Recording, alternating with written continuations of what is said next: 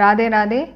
நம்ம சத்குருநாதருடைய பரம கிருப்பையினால நம்ம ஸ்ரீமத் பாகவத மகாபுராணம் நம்ம கற்றுருக்கோம். இப்போ 3வது ஸ்கந்தத்தில் 15 அத்தியாயங்கள் முடிஞ்சு நம்ம இப்போ 16வது அத்தியாயம் கற்றுக்க போகிறோம். 15 அத்தியாயத்தில் என்ன பார்த்தோம் அப்படின்னா, சனகாதிகள்லாம் எப்படி பகவானை தரிசனம் பண்ணுறதுக்காக வைகுண்டத்துக்கு வந்ததும் ஜெய விஜயர்கள்லாம் அவர்களை தடுத்து நிறுத்தரா. உடனே அந்த ஒரு ஆசையினால ஒரு கோபம் ஏற்பட்டு சாபம் கொடுத்தா அப்படிங்கிறத பார்த்தோம். உடனே பகவான் வெளியில் வந்து தரிசனம் கொடுக்குறார். சனகாதிகள்லாம் ஸ்தோத்திரம் பண்ணா அப்படிங்கிற வரைக்கும் நம்ம பார்த்தோம். இந்த 16வது அத்தியாயத்தில் இப்படி சனகாதிகள்லாம் ஸ்தோத்திரம் பண்ணி முடித்ததும் இப்போ பகவான் அழகாக பேசுகிறார். என்ன சொல்கிறார் அப்படின்னா, இந்த என்னோட 2 பார்ஷதர்கள் இருக்காளே ஜெய விஜயர்கள், என்னுடைய ஒரு பாவம் புரிஞ்சுக்காம என்னையும் மீறி அவர்கள் உங்களிடத்துல இப்படி அபச்சாரப்பட்டிருக்கா, அதனால் இது தேவ ஹேளனம் தான் அப்படின்னு பகவான் சொல்லிட்டு, அதுக்கு நீங்கள் அவர்களுக்கு என்ன தண்டனை கொடுத்துருக்கேளோ அது எனக்கும் சம்மதம் தான் அப்படின்னு சொல்கிறார். என்னுடைய சேவகர்கள் பண்ண அபச்சாரத்தை நானே பண்ண அபச்சாரமாக நினச்சிண்டு நான் உங்களிடத்துல மன்னிப்பு கேட்டுக்கிறேன். ஏன்னா உங்களை போன்ற சாதுக்களும் பிராமணர்களும் தான் எனக்கு பரமமான தெய்வம் அப்படின்னு பகவான் சொல்லிட்டு, ஒரு பிருத்தியனோ அல்லது ஒரு சேவகனோ ஒரு தப்பு பண்ணுறான் அப்படின்னா அவனுடைய எஜமானனோட பேர் தானே அங்கே அடிபடும். அதனால இப்போ இவர்கள் பண்ண ஒரு தப்புனால என்னுடைய புகழுக்கு தான் ஒரு கேடு அப்படின்னு சொல்லி பகவான் ஒரு உதாரணமும் சொல்கிறார். எப்படி வெண்குஷ்டம் அப்படிங்கிறது ஒரு அழகான சரீரத்தில் ஏற்பட்டுது அப்படின்னா அந்த சரீரத்தோட அழகே அதுக்கு எடுத்துடுறதோ, அது மாதிரி பிருத்தியர்கள் அதாவது சேவகர்கள் பண்ணக்கூடிய ஒரு தப்புங்கிறது எஜமானனுடைய புகழுக்கு ஒரு கேடு விளைவிக்கிறது அப்படின்னு சொல்லிட்டு பகவான் அதற்கு மேலே சாதுக்களுடையவும் பிராமணர்களுடைய பெருமையும் அப்படி எடுத்து நிறைய சொல்கிறார்.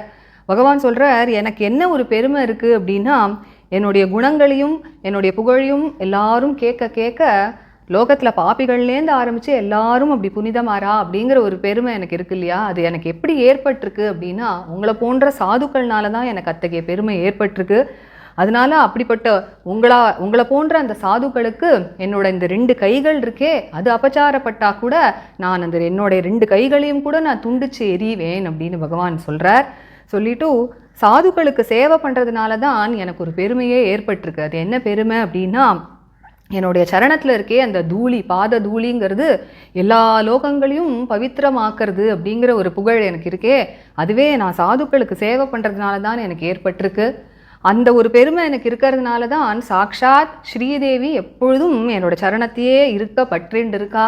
என்னை விடாமல் என்னையே அவள் எப்பொழுதும் பஜிக்கிறா.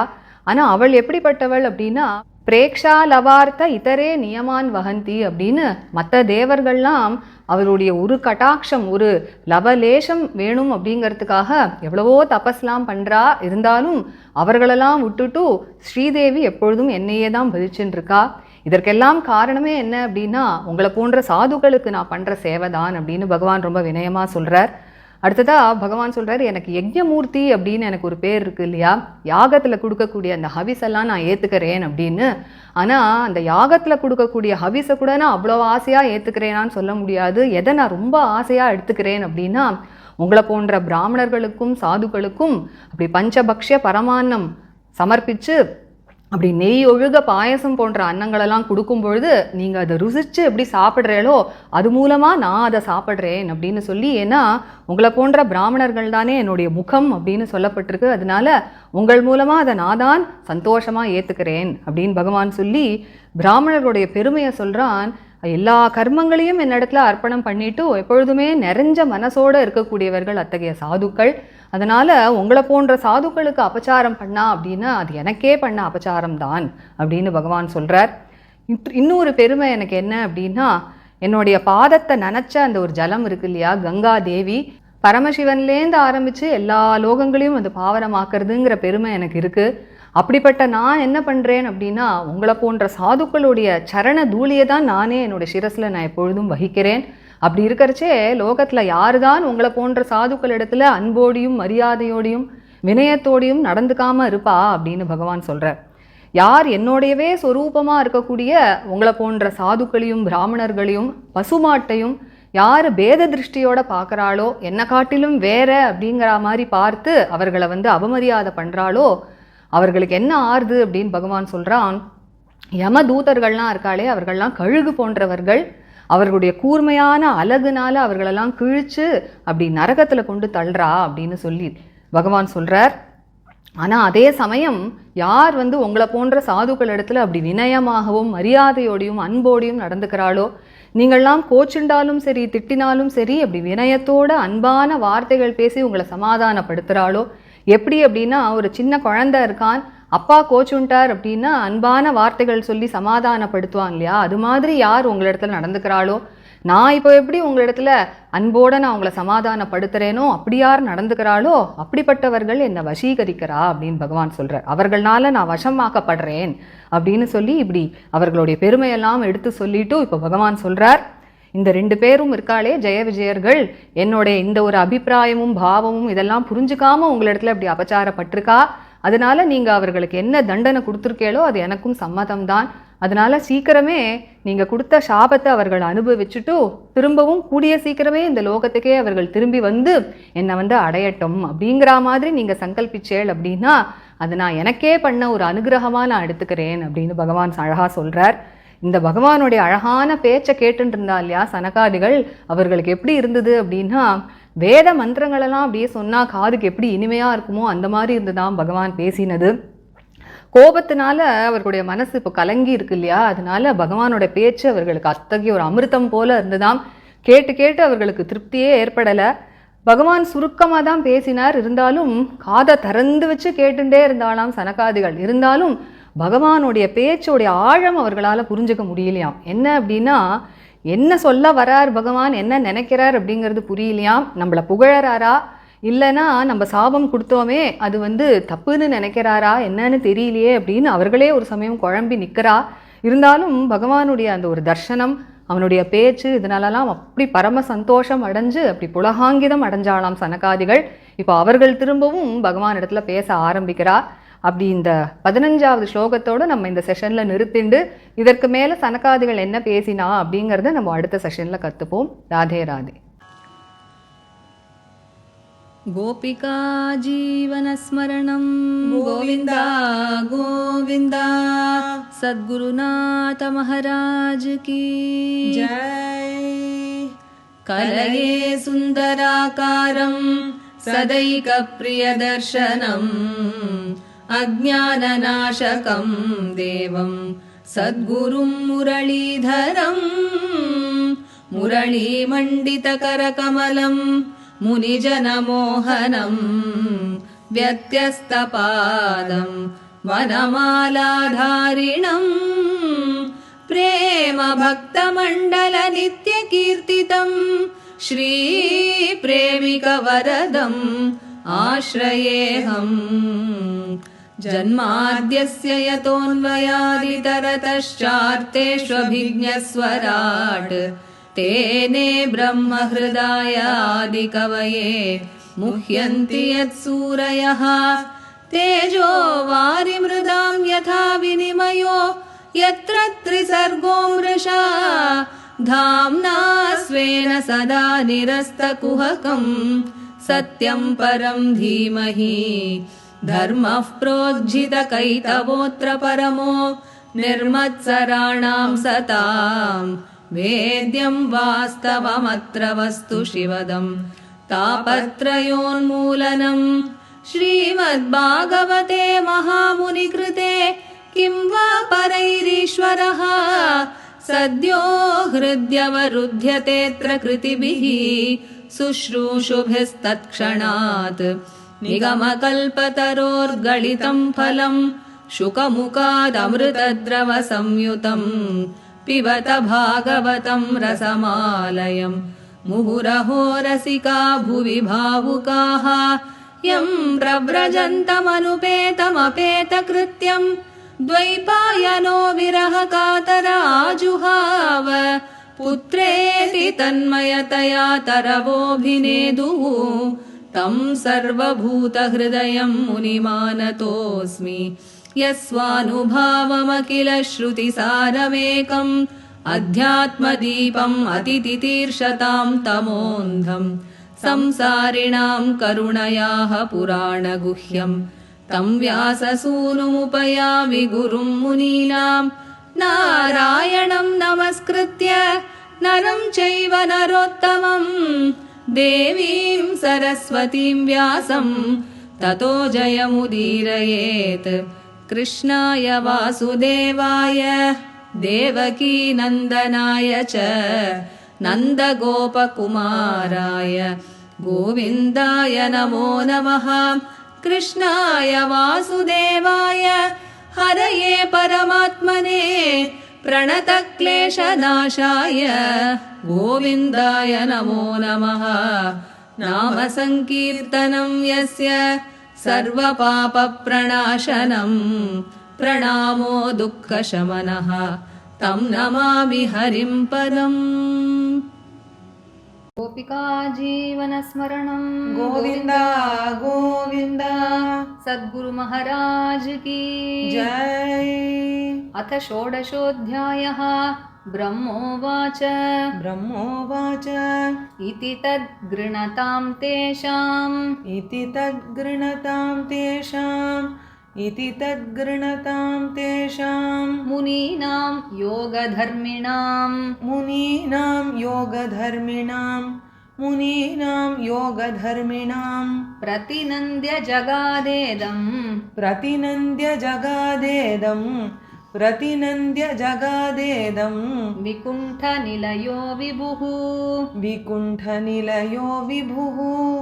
विकुण्ठनिलयो विभुः श्रीभगवानुवाच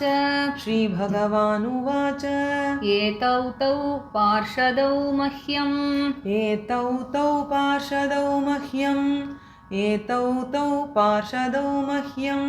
जयो विजय एव च कदर्थीकृत्य मां यद्वो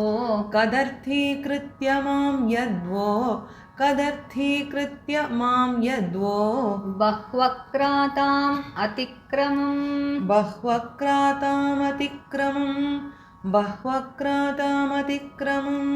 यस्त्वेतयोः धृतो दण्डो यः तु एतयोः धृतो दण्डो भवद्भिः माम् अनुव्रतैः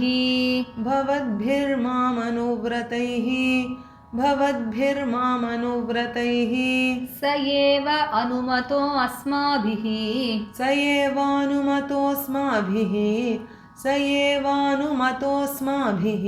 मुनयो देवहेळनात्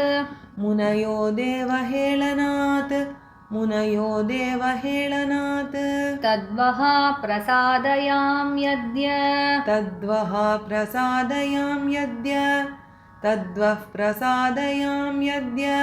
ब्रह्मदैवं परं हि मे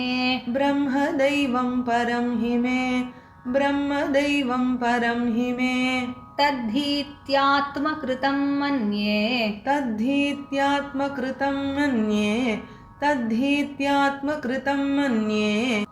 यत् स्वपुंभिः असत्कृताः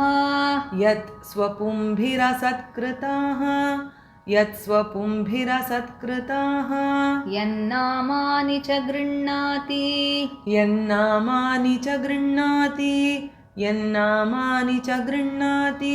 लोको भृत्ये कृतागसि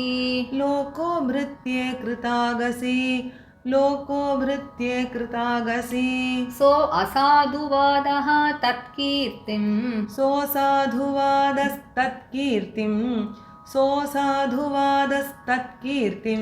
हन्ति त्वचमिवामयः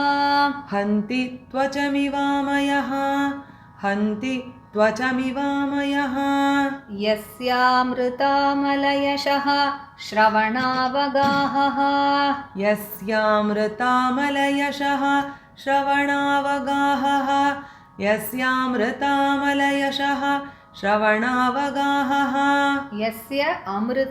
अमल यशः श्रवणावगाहः सद्यः पुनाति जगद् आश्वपचात् विकुण्ठः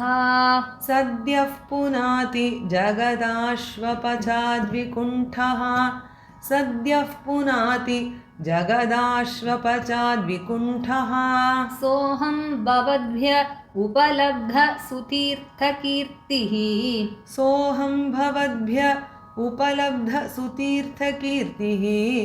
सोऽहं भवद्भ्य उपलब्धसुतीर्थकीर्तिः छिन्द्यां स्वबाहुमपि वः प्रतिकूलवृत्तिं छिन्द्यां स्वबाहुमपि वः प्रतिकूलवृत्तिं छिन्द्यां स्वबाहुमपि वः प्रतिकूलवृत्तिं यत्सेवया चरणपद्मपवित्ररेणुं यत्सेवया चरणपद्मपवित्ररेणुं यत्सेवया चरणपद्मपवित्ररेणुं सद्यः क्षताखिलमलं प्रतिलब्धशीलं सद्यः क्षताखिलमलं प्रतिलब्धशीलं सद्यः क्षताखिलमलं प्रतिलब्धशीलं न श्रीः विरक्तमपि मां विजहाति यस्याः न श्रीर्विरक्तमपि मां विजहाति यस्याः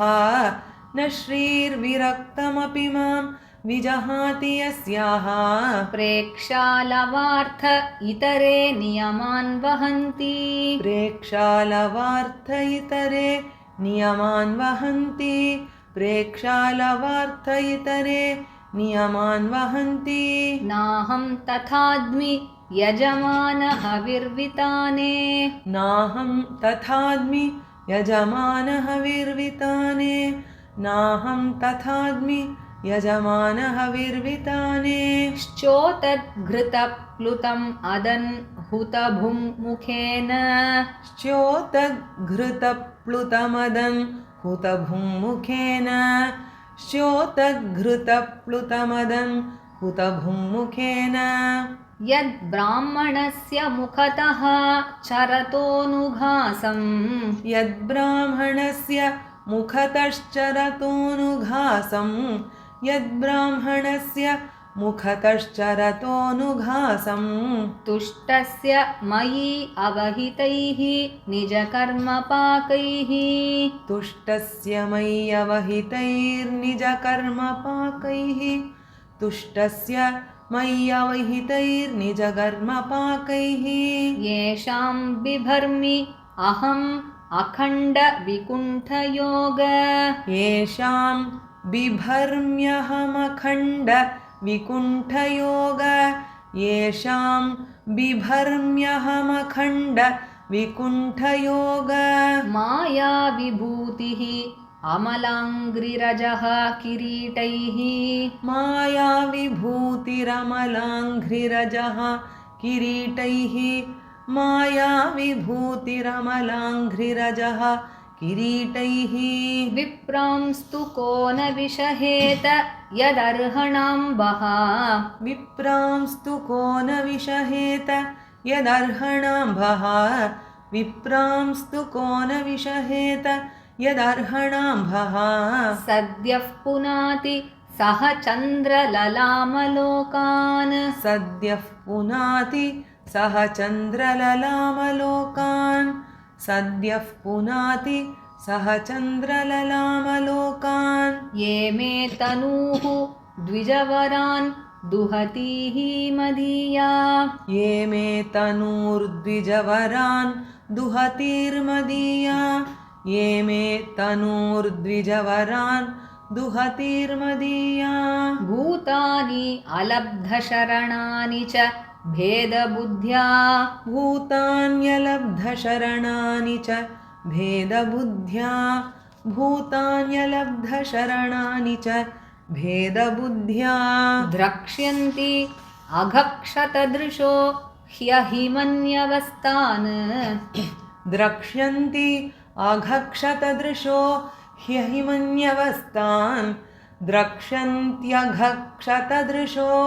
ह्यहिमन्यवस्तान् गृध्रारुषा मम कुशन्ति अधिदण्डनेतुः गृध्रारुषा मम कुशन्त्यधिदण्डनेतुः गृध्रारुषा मम कुशन्त्यधिदण्डनेतुः ये ब्राह्मणान् मयि धिया क्षिपतोऽर्चयन्तः ये ब्राह्मणान् मयि धिया क्षिपतोऽर्चयन्तः ये ब्राह्मणान् मयि धिया क्षिपतोर्चयन्तः तुष्यद्हृदः स्मितसुधोक्षितपद्मवक्त्राः तुष्यद्हृदः स्मितसुधोक्षितपद्मवक्त्राः तुष्यद्हृदः स्मितसुधोक्षितपद्मवक्त्राः वाण्या अनुरागकलया आत्मजवद्गृणन्तः वाण्यानुरागकलयात्मजवद्गृणन्तः वाण्यानुरागकलयात्मजवद्गृणन्तः सम्बोधयन्ति अहम् इवाहम् उपाहृतस्तैः सम्बोधयन्ति अहमिवाहम् उपाहृतस्तैः सम्बोधयन्ति अहमिवाहमुपाहृतस्तैः तन्मे स्वभर्तुः अवसायम् अलक्षमाणौ तन्मे स्वभर्तुरवसायमलक्षमाणौ तन्मे स्वभर्तुरवसायमलक्षमाणौ युष्मद्व्यतिक्रमगतिं प्रतिपद्य सद्यः युष्मद्व्यतिक्रमगतिं प्रतिपद्य सद्यः युष्मद्व्यतिक्रमगतिं प्रतिपद्य सद्यः भूयो ममान्तिकमितां तदनुग्रहो मे भूयो ममान्तिकमितां तदनुग्रहो मे भूयो ममान्तिकमितां तदनुग्रहो मे यत्कल्पताम् अचिरतो भृतयोर्विवासः यत्कल्पतामचिरतो भृतयोर्विवासः यत्कल्पतामचिरतो भृतयोर्विवासः ब्रह्मोवाच ब्रह्मोवाच अथ तस्योषतीं देवीम् अथ तस्योषतीं देवीम् अथ तस्योषतीं देवीं ऋषिकुल्यां सरस्वतीं ऋषिकुल्यां सरस्वतीं ऋषिकुल्यां सरस्वतीं नास्वाद्यमन्युदष्टानां नास्वाद्यमन्युदष्टानां तेषाम् आत्मापि अतृप्यत तेषामात्माप्यतृप्यत सतीं व्यादाय शृण्वन्तो सतीं व्यादाय शृण्वन्तो लघ्वीं गुर्वर्थगह्वराम् लघ्वीं गुर्वर्थगह्वराम् विगाह्य अगाधगम्भीराम् विगाह्यागाधगम्भीराम् न विदुः तच्चिकीर्षितम् न विदुस्तच्चिकीर्षितम् ते योगमायया आरब्ध ते योगमाययारब्ध पारमेष्ठ्य महोदयम्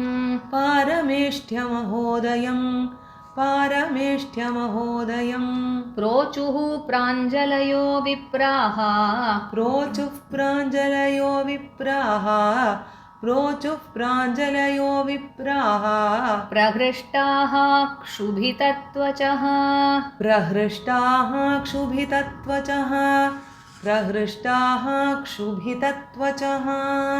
இந்த 15 ஸ்லோகத்துல நம்ம எல்லாரும் சேர்ந்து படிக்கலாம். ब्रह्मोवाच इति तद्गृणतां तेषां मुनीनां योगधर्मिणां प्रतिनन्द्य जगादेदं विकुण्ठनिलयो विभुः. श्रीभगवानुवाच एतौ तौ पार्षदौ मह्यं जयो विजय एव च कदर्थीकृत्य मां यद्वो बह्वक्रातामतिक्रमम् यस्त्वेतयोर्धृतो दण्डो भवद्भिर्मामनुव्रतैः स एवानुमतोऽस्माभिः मुनयो देवहेळनात् तद्वः प्रसादयाम्यद्य ब्रह्मदैवं परं हि मे तद्धीत्यात्मकृतं मन्ये यत्स्वपुंभिरसत्कृताः यन्नामानि च गृह्णाति लोको भृत्ये कृतागसि सोऽसाधुवादस्तत्कीर्तिं हन्ति त्वचमिवामयः यस्यामृतामलयशः श्रवणावगाहः सद्यः पुनाति जगदाश्वपचाद्विकुण्ठः सोऽहं भवद्भ्य उपलब्धसुतीर्थकीर्तिः छिन्द्यां स्वबाहुमपि वः प्रतिकूलवृत्तिं यत्सेवया चरणपद्मपवित्ररेणुं सद्यः क्षताखिलमलं प्रतिलब्धशीलं न श्रीर्विरक्तमपि मां विजहाति यस्याः प्रेक्षालवार्थ इतरे नियमान् वहन्ति नाहं तथाद्मि यजमानः विर्विताने श्योतद्घृतप्लुतमदन् उत भुङ्मुखेन यद्ब्राह्मणस्य मुखतः चरणोऽनुघासं तुष्टस्य मय्यवहितैः निजकर्मपाकैः येषां बिभर्म्यहमखण्डविकुण्ठयोग मायाविभूतिरमलाङ्घ्रिरजः किरीटैः विप्रांस्तु को न विषहेत यदर्हणाम्बः सद्यः पुनाति सह चन्द्रललामलोकान् ये मे तनूर्द्विजवरान् दुहतीर्मदीया भूतान्यलब्धशरणानि च भेदबुद्ध्या द्रक्ष्यन्त्यघक्षतदृशो ह्यहिमन्यवस्तान् गृध्रारुषा मम कुशन्त्यधिदण्डनेतुः ये ब्राह्मणान् मयि धिया क्षिपतोर्चयन्तः तुष्यधृदः स्मितसुधोक्षितपद्मवक्त्राः वाण्यानुरागकलया आत्मजवद्गृणन्तः सम्बोधयन्त्यहमिवाहम् उपाहृतस्तैः तन्मे स्वभर्तुरवसायम् अलक्षमाणौ युष्मद्व्यतिक्रमगतिं प्रतिपद्य सद्यः भूयो ममान्तिकमितां तदनुग्रहो मे यत्कल्पताम् अचिरतो भृतयोर्विवासः ब्रह्मोवाच अथ तस्योषतीं देवीं ऋषिकुल्यां सरस्वतीं नास्वाद्यमन्युदष्टानां तेषाम् आत्माप्यतृप्यत सतीं व्यादाय शृण्वन्तो लघ्वीं गुर्वर्थगह्वरां विगाह्यागाधगम्भीरां न विदुस्तच्चिकीर्षितम् ते योगमायया आरब्ध पारमेष्ठ्यमहोदयम् प्रोचुः प्राञ्जलयो विप्राः प्रहृष्टाः क्षुभितत्वचः श्रीहरये नमः श्रीहरये नमः श्रीहरये नमः गोपिका जीवनस्मरणं गोविन्द गोविन्द सद्गुरु महाराज की जय நம்ம இந்த அத்தியாயத்தை படிச்ச ராகம் ஆனந்த பைரவி. அடுத்த செஷன்ல அடுத்த பாதி 16வது அத்தியாயம் கத்துக்கலாம். Radhe Radhe. Radhe Radhe. By the grace of our Guru Maharaj, we are learning Srimad Bhagavata Mahapuranam, and now in the third skanda we have learned 15 chapters, and today we'll be learning the 16th chapter. In the 15th chapter we saw how the Sanakadis came to Vaikunta to have Bhagavan's darshan. And when they were stopped by Jaya and Vijaya, the Parshatas in Vaikunta, they got angry and they gave them a curse. And we saw how Bhagavan came outside and gave his darshan, and how the Sanakadis offered a praise to Bhagavan. So in this 16th chapter, after the Sanakadis praised Bhagavan, Bhagavan now starts speaking to them.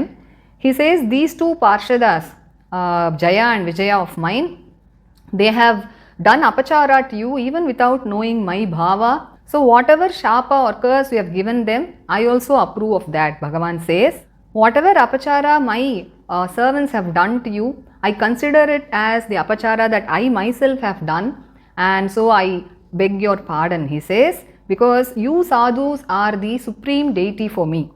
And whenever a servant or a bhritya, when he does a mistake, it reflects only on his master, isn't it? So he says, he gives an example, just as leprosy spoils the beauty of the body, Bhagavan says the mistake that is done by the servant reflects upon the master and it spoils his fame and repute, he says.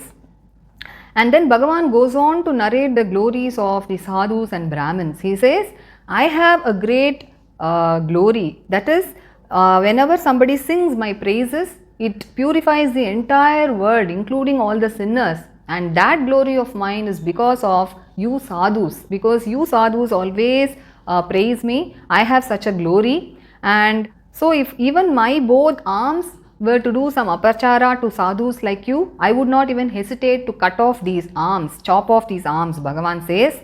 And it is only because of the seva or service I do to sadhus like you that I have a glory. That is, the dust from my holy feet, it purifies the entire world, and only because of that, always Rama Devi, she always holds on to my feet, even though she is such that Preksha Lavartha Itare Niyaman Vahanti. That is, he says, all the other devas, including Brahma, they always do so much of tapas to earn one glance from her, but she doesn't even look at them. She always only holds on to me. And this glory of mine is only because I serve sadhus like you. Bhagavan says that out of lot of humility. And then Bhagavan goes on to say, it is very well known that I am Yajna Murti and I accept whatever is offered in the yagas. But the fact is that I do not even accept that with so much of joy as I do when the Brahmins are offered good food with lot of ghee and other delicacies. And when they relish that, I eat it through their mouths, because the Brahmins are said to be my mouth. And so I love the Brahmins so much because they always offer all their karmas to me and they always live with a content heart. And so when somebody does apachara to you, I consider it as an apachara done to me, myself. And the water that has washed my feet is said to be the holy river Ganges, and it purifies the entire world, including even Paramashiva. But even with such a glory, what I do is I always keep serving the sadhus and I bear the dust from their holy feet on my head. And that being the case, who else in this world will not be subservient to such sadhus like you and be humble towards you? And then Bhagavan says, those who differentiate between sadhus like you, the Brahmins, the cows and me, those people are in fact sinners. And with such a Beda Drishti, if they do some insult or offense to you, then what happens is, Bhagavan says, the messengers of Yama, the Yamadhutas who are like vultures, they tear them up with their sharp beaks and push them to hell, he says.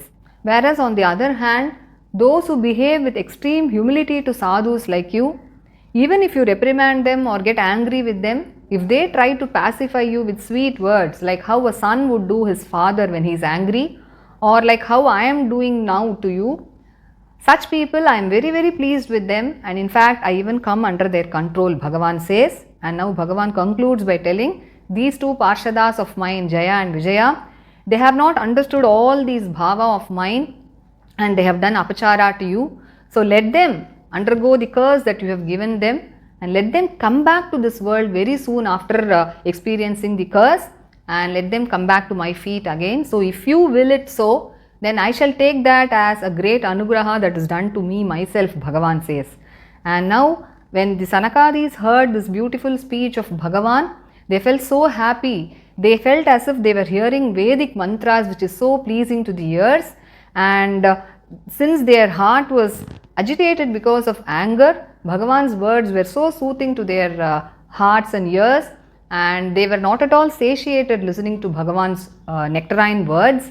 And though Bhagavan spoke very briefly, the Sanakadis, though they were hearing to Bhagavan's words with ears open, they were unable to understand the depth of what Bhagavan was speaking, because they were unable to find out if Bhagavan was really very, very pleased with them and was praising them, or is he angry with them that they have given a curse. So they were unable to decipher that at all. But anyway, they were so happy to have Bhagavan's darshan and listen to his nectarine words. And so with a body that was full of horripulations, with great joy, they started speaking back to Bhagavan. So we shall stop this session with this 15th shloka, and in the next session we shall see what the Sanakadis spoke. Radhe Radhe.